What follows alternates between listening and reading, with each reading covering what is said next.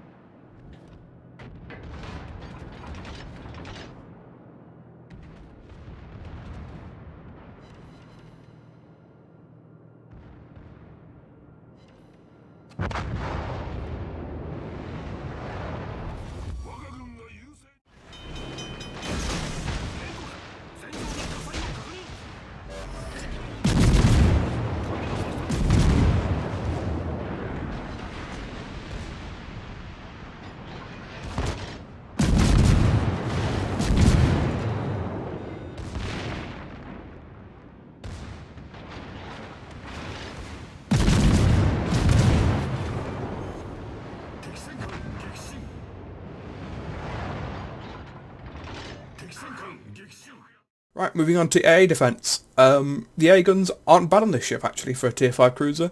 You have 25 single-barreled, 18 single-barrel 25mm guns. You have 10 triple-barrel 25mm guns, and the 2 guns I mentioned as part of the secondary armament, the twin 76mm guns, which you have 2 mountings of. This means that you only have short-range and mid-range AA guns. There is no long-range AA guns on this vessel, but they do pretty acceptable damage, and you will find that if you use priority AA sector, and you are on point with that, and you do keep using it when there are aircraft around, against tier 4 carriers, you will quite easily shoot down most tier 4 carrier aircraft from the host shell, the Langley and the Hermes, and also the Armour, because the Armour happens to be a tier 6 carrier using tier 4 aircraft. You can quite comfortably deal with those aircraft as well, especially if you use priority AA sector.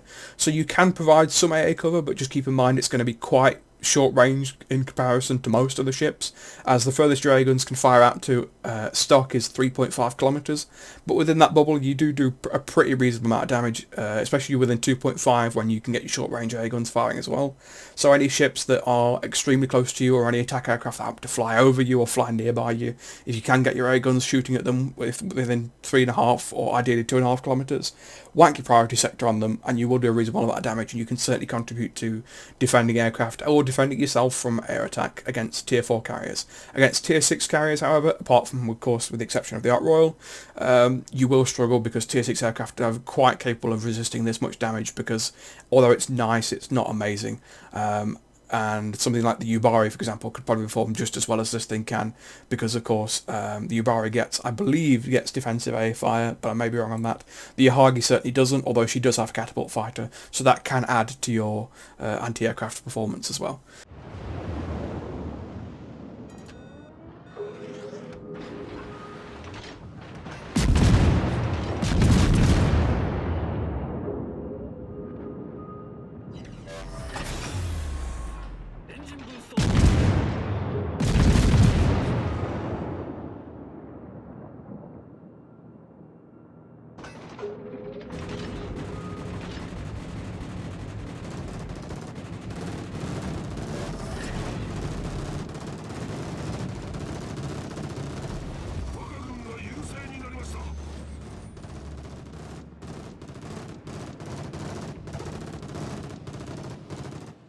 Manoeuvrability. Her maximum speed as a light cruiser is 35 knots, which is certainly quite nice. She does also get engine boost in its own consumable slot, so you don't sacrifice anything to amount engine boost on this ship. And let me tell you, that is something very nice to have, especially if you want to rush in close to some enemies, drop some torpedoes, and then get the hell out there as fast as possible before you take any incoming damage. So the engine boost consumable is very nice.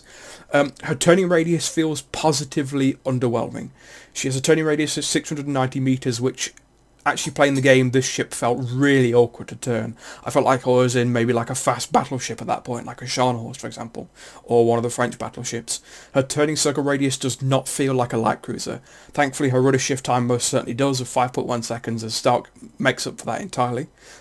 So just something to be aware of, that you don't turn quite as quickly or as tightly as you might expect, but the rudder shift is quite nice on the 35 knot maximum speed, even without engine boost, is very enjoyable. Last, moving on to concealment, she has a detectability range by sea of 11 kilometers, which means there is a 1 kilometer window where you can fire your torpedoes without being detected, and with Concealment Expert on board, of course, that can come down even further, so you can fire your torpedoes from stealth at stock with a 1 kilometer window, which is very nice, especially with how devastating these torpedoes are.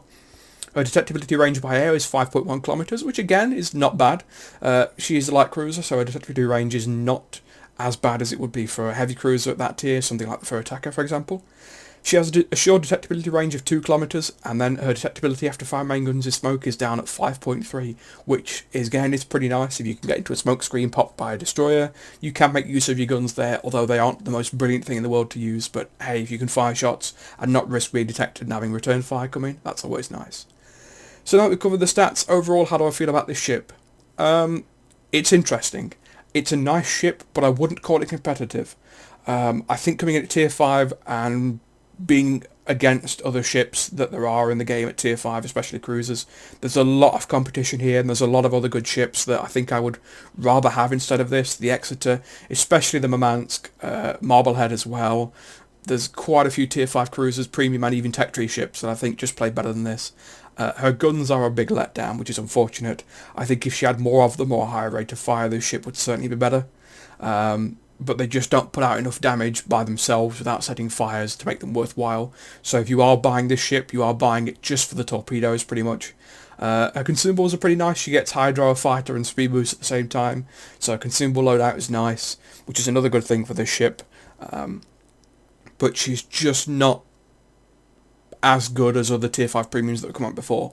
However, I will put a little bit of a caveat on that and say that I am still glad that Wargaming put this ship into the game, because in my honest opinion, ships like the Murmansk specifically the Murmansk, were too good for the tier they came out in, because they just felt like you were just playing a better ship than the Omaha, for example, or a ship just as good as a tech tree vessel, and I don't think premium should be that way. I think premium should offer you something either just unique or as a gimmick or an alternate way of playing at the tier that they're at. I don't think they should be straight up better than the tech tree ships. I will say I'd prefer the Yahagi to the Fur Attacker, but I never got along with the Fur Attacker in any of its formats. I'm not fond of that ship. So the Yahagi for me is better than the Fur Attacker in terms of how comfortable I feel. But in terms of how competitive she is, I think anyone who plays these two ships would prefer being in the Fur Attacker to the Yahagi, bar a couple of few exceptions, such as people like myself who do like this ship. So if she's one to buy, I couldn't really advise, because she is a bit of a unique case. I think honestly, if you aren't a fan of light cruisers normally, I would avoid this, because this is a very gimmicky, very kind of niche light cruiser. And I think if you don't like the British ships on the tech tree, then this is one to miss. If you are a fan of light cruisers, or you do like the idea of her being a very torpedo focused ship and having those American style firing arcs for the guns, by all means pick her up, try her out, you may like her. But in terms of looking for a competitive ship, or looking for a cruiser that isn't that punishing, that is pretty nice to have at mid-tier, I'd look at something like the Exeter or the Murmansk or the Marblehead over this. And that's my honest opinion. Alright guys, thank you very much for watching. This has been my Yahagi review. I have been Shot the Monkey, and I'll see you all next time.